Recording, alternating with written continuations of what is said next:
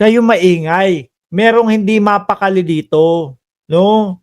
Nakikita nyo ba yung litrato na yan, mga bossing? Oh, shoutout muna pala natin si Sir Junior Junel Domingo na napakaaga nagpalipad na ho agad. Nakikita nyo ho ba yan, mga kababayan? Yan. Oh, si Bato de la Rosa at si General Torre, mga bossing. Sabi nung iba, naku, ayan na yata, arestuhin natin si Bato, si bla bla bla. Oh, arestuhin na yata si Bato de la Rosa, mga kababayan. Hindi, wala. Nag-check lang daw po si General Torre. Kaya wag kayo mag-alala. Kayo tinatakot nyo naman si Bato de la Rosa. At saka take note hindi pwedeng arestuhin ni General Torre si Bato de la Rosa doon sa loob ng Senado. Kaya wag kayong ganyan. Sabi ni Joel Q ng Cereza Force kahapon pa like ko, Boss Ninong Mark. Oh, sorry naman. Oh, play natin. Ano? Nagmatsyag lang naman si General Torre kung ano ang nagaganap diyan sa loob ng Senado. Kaya dapat si Bato, wag niyong tinatakot to, mga kababayan. Kinakabahan ho yan. Oh. Hindi ako natatakot. Hayip yung gumawa nung ano. Hayip yung gumawa nitong editing na to. Ano? Sakto dun sa sinabi ni Lenny Robredo, hindi ako natatakot. Pero yung itsura ni Bato de la Rosa parang hindi na humakatingin kay General Torre. Siguro yung mga DDS na ho na yan, mga boss, pikon na ho yung mga senador na yan kay General Torre. Di ba, Ma'am Chris Rose? Oh, at Shiro Kansaki? Pikon na. Alam nyo naman, no, ang boss niyang mga yan, sila Baste Duterte. Di ba? Ako, naninigurado ako, mga bossing, na yung pong paghahamon ni Baste Duterte na napahiya po siya, mga kababayan, kinimkim po ng mga Duterte senators ho yun. Naniniwala ho ako. Inis na inis ho yan kay General Torre, mga kababayan. Diba? Sabi dito, sabi pa yung kinaption, may dumalaw sa Senado. Pero don't worry daw. No? Don't worry, Sir Bato. Nag-survey lang siya ng lugar nyo sa Senado. Hindi ako natatakot. Sabi ni Bato de la Rosa. Ay, nako po. Ito, no? Ang sakit sa ulo ng kinakaharap nila Bato de la Rosa, ni Senator Bongo. Bakit to? Hindi ka makapagsaya ng tuloy-tuloy. No? Hindi ka makapagsaya ng tuloy-tuloy. Lalo na yung tipo bang may iniisip ka, ano kaya mangyayari sa Setyembre? No? Merong mga nananakot sa inyo, ano kaya mangyayari sa Setyembre? Kukunin na kaya talaga ako? Hindi ko na kaya talaga makakasama yung aking mga pamilya? Ang sakit sa ulo niyan, mga kababayan, lagi mong iniisip.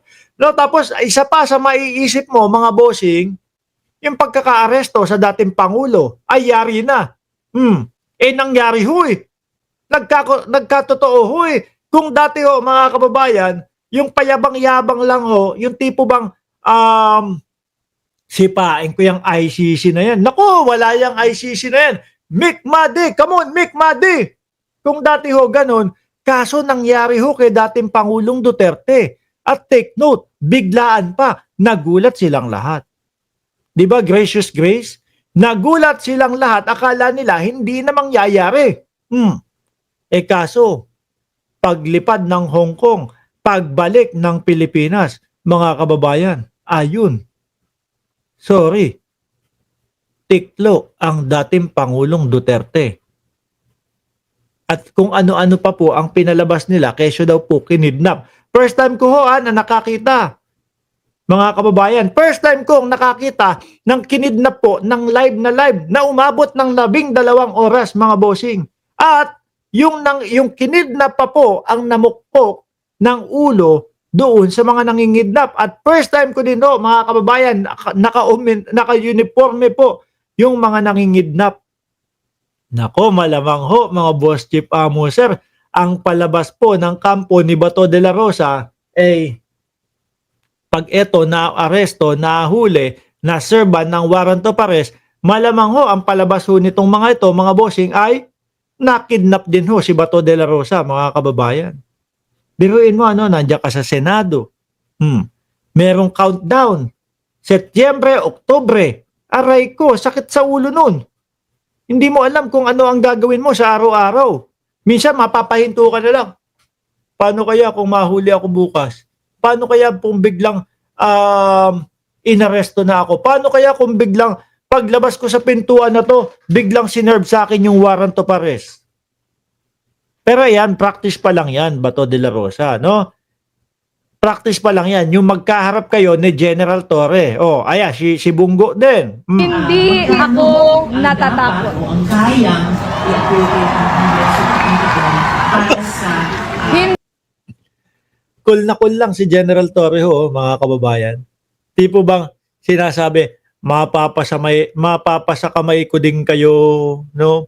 Kung yung isa nandoon na, sumakamay ko man na at naihatid na sa ICC, no? Kayo naman ang susunod. Oh.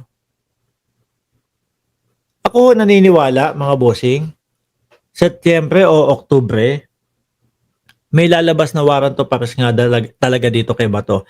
Kasi ang pinagkuhanan ko noon noon, mga kababayan, mismong si Bato de la Rosa. Yung kanyang mga sinasabi na mayroong ICC sa loob ng bansa at pinipilit, pinupwersa daw.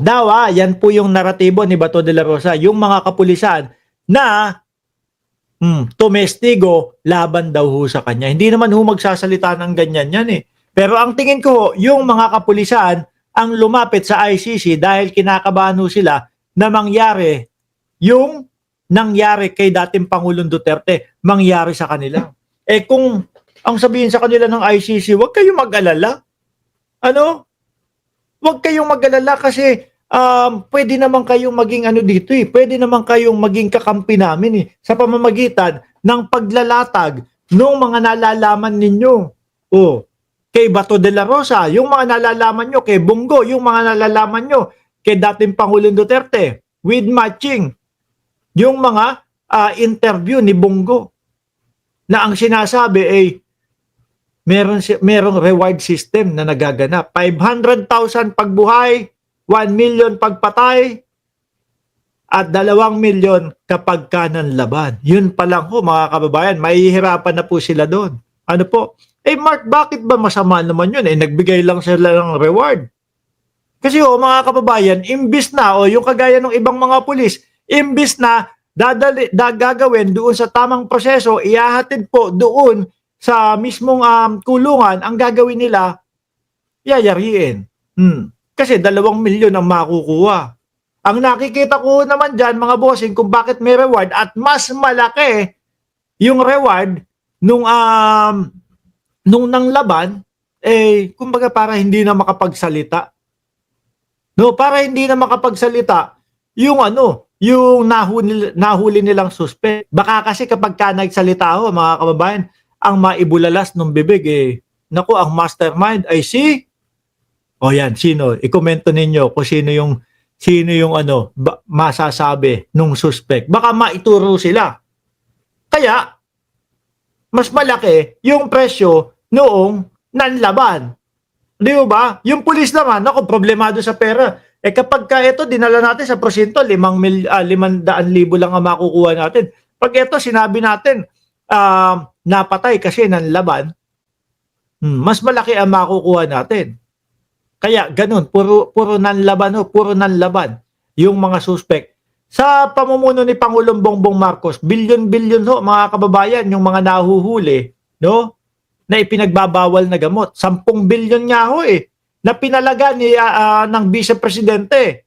Kasi mukhang hindi masaya ang ating Vice Presidente dahil mga kababayan, photo ops hindi daw trabaho ng ating presidente yung magpa-picture doon sa mga nahuhuli. Doon sa 10 bilyon na nahuli, di ba? Slow Rock, Medley Cristobal at Ma'am Princess Paris. Sabi ni Ma'am Chris Rose, alumpihit na siguro ang puwet ni Bato. Nung araw na yan. Malamang siguro tingin-tingin yan Kaliwat kanan di ba? Bakit mga Duterte magsalita mas grabe, vice ganda, ingat lagi and God bless. I take note mga kababayan. Yung po dyan, yung dyan sa nilagay natin, na title, hindi po si Marcoleta yung nagbabanta. Meron po akong nakitang video, kaya lang po nalagpasan ng aking mata, mga bossing, at hindi ko na-send agad doon sa Team MR natin para ma-download yung video. May mga taga Davao, sinasabi, hindi ka welcome dito. Kapag ka pumunta ka dito, tegi ka. Oh. Nalampasan po. Pero hindi po galing kay Rodante Marcoleta yon. Iba po ang iniiyak ni Rodante Marcoleta. Kaya ako po natawag na burat sibuyas, mga kababayan. Don't worry, Bato! Nag-survey lang siya ng lugar nyo diyan sa Senado. Kaya relax ka lang, Bato. Asikasuhin mo kung ano man yung ginagawa mo diyan sa Senado. No? Papahinga lang siguro si General Torre dyan.